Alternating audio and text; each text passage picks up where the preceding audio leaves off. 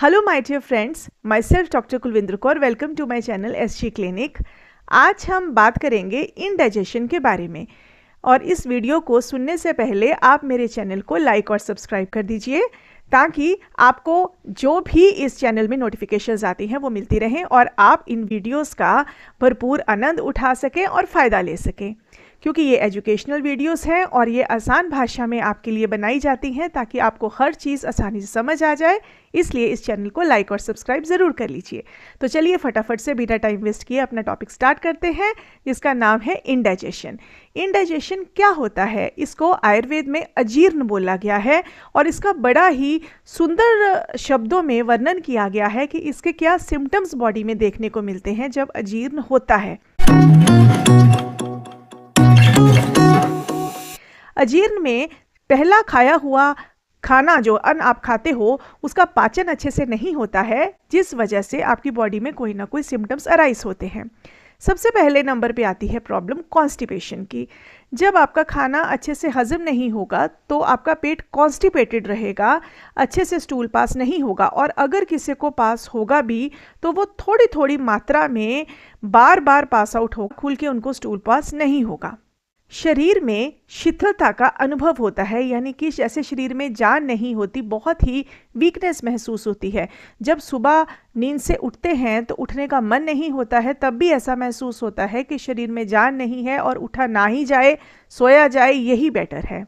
और सिर में बहुत ज़्यादा दर्द महसूस हो सकता है, जो नीचे पेल्विक एरिया है, कटी प्रदेश जिसको बोलते हैं, और जो कमर में लोअर बैक में दर्द महसूस हो सकता है और वॉमिटिंग की फीलिंग आना, चक्कर जैसा महसूस होना और जम्भाइयाँ बहुत ज़्यादा आनी, यानी कि यॉर्निंग सेंसेशंस आनी। हर टाइम कहीं पर भी आप बैठे हो आपको आवासियाँ आ रही हैं, बिल्कुल भी आपका किसी चीज़ की तरफ ध्यान नहीं लग रहा है, बहुत ही नींद जैसा महसूस हो रहा है और आलस्य शरीर में बहुत ज़्यादा बढ़ जाता है। शरीर बहुत ज़्यादा टूटा महसूस होता है, बहुत दर्द होता है बॉडी में, बॉडी एक्स जिसको हम बोलते हैं।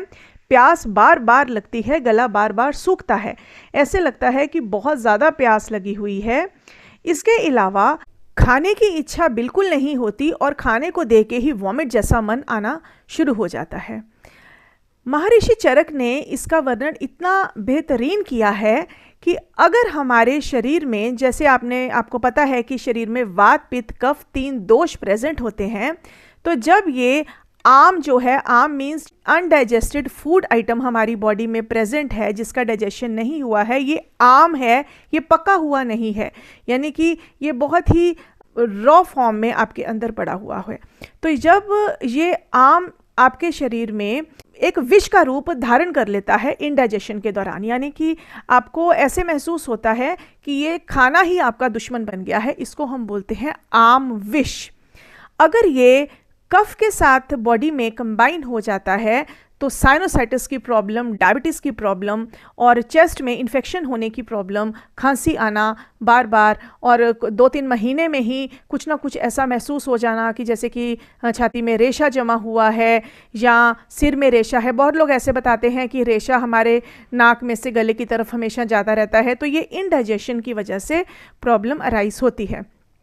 और यही आम जो है अनडाइजेस्टेड फूड अगर पित्त के साथ हमारी बॉडी में कंबाइन हो जाता है तो ऐसे केसेस में जलन होती है गले में, जिसको हम हाइपर एसिडिटी बोलते हैं, हाथों पैरों में जलन होना और बहुत सारे ऐसे केसेस होते हैं जिनमें चक्कर आना और वॉमिटिंग्स लग जाती हैं, वो भी उसमें भी जो एसिडिक रिफ्लक्स जैसी प्रॉब्लम्स आती हैं और वॉमिट में भी एसिड वाला फ्लूइड ही निकलना शुरू होता है खाने के साथ। और यही जब आम जो है ये वात के साथ कंबाइन करता है तो वो मूत्र स्थल पे जाके, यानी कि जहाँ से यूरिन पास आउट होता है वहाँ पे जाके वो मूत्र का अवरोध कर देता है, यानी कि यूरिनरी इनकॉन्टिन्यूस की प्रॉब्लम पैदा कर देता है।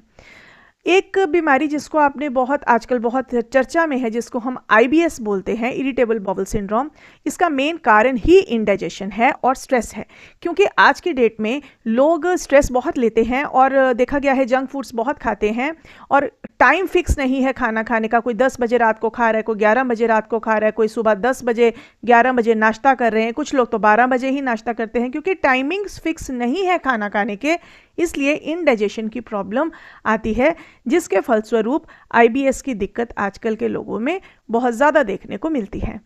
तो मेरा आप सबसे यही अनुरोध है कि अगर किसी को इनडाइजेशन की प्रॉब्लम है, खाना प्रॉपरली हजम नहीं हो रहा है, तो सबसे पहले वाले खाए हुए अन्न को डाइजेस्ट होने दीजिए और उसके बाद ही और खाना खाइए, नहीं तो प्रॉब्लम बिगड़ के कोई भयानक रूप धारण कर सकती है। इसलिए आप सब लोगों को चाहिए कि इनडाइजेशन के इश्यूज़ को जल्द से जल्द अपने डॉक्टर के पास जाके सॉल्व करवाया जाए। अगर आपको मेरी वीडियो पसंद आई हो तो लाइक और सब्सक्राइब ज़रूर कीजिए और औरों से भी करवाइए ताकि सबको इस बात का फ़ायदा मिल सके। Thanks for watching.